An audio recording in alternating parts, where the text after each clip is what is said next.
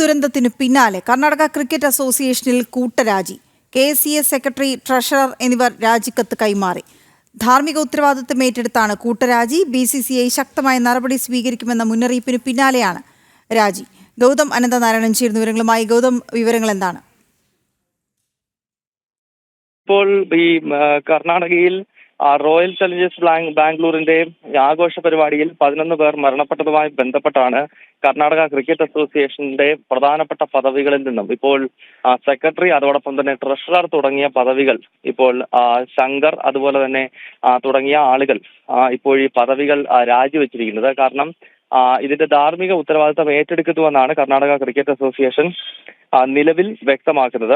നമുക്കറിയാം, കഴിഞ്ഞ ദിവസങ്ങളിൽ കർണാടക ക്രിക്കറ്റ് അസോസിയേഷന്റെ പ്രധാനപ്പെട്ട ചുമതലകളിൽ ഇരിക്കുന്നവരുടെ അറസ്റ്റ് കർണാടക ഹൈക്കോടതി താൽക്കാലികമായി തടഞ്ഞിരുന്നു. പക്ഷേ ഈ കർണാടക ക്രിക്കറ്റ് അസോസിയേഷനെതിരെ പോലീസ് രജിസ്റ്റർ ചെയ്തിരിക്കുന്ന കേസ് റദ്ദാക്കുവാൻ ഹൈക്കോടതി അപ്പോഴും തയ്യാറായിരുന്നില്ല. ഇതിന്റെയൊക്കെ അടിസ്ഥാനത്തിലാണ് ഇപ്പോൾ ക്രിക്കറ്റ് അസോസിയേഷന്റെ പ്രധാനപ്പെട്ട ഭാരവാഹികൾ രാജിവെച്ചിരിക്കുന്നത്. ജനങ്ങളുടെ ഇടയിൽ വലിയ വികാരം സംസ്ഥാന സർക്കാരിനും ക്രിക്കറ്റ് അസോസിയേഷനുമെതിരെയുണ്ട്. കാരണം വിരലിലെണ്ണാവുന്ന പോലീസുകാരെ മാത്രം സുരക്ഷയ്ക്കായി നിർത്തുകയും 10,000-കണക്കിന് ആളുകൾ ഒരു സ്ഥലത്ത് തടിച്ചുകൂടുകയും ചെയ്തു. ഒടുവിൽ സംഘർഷമുണ്ട്, ഈ ഉന്തും തള്ളും ഒക്കെ ഉണ്ടായി.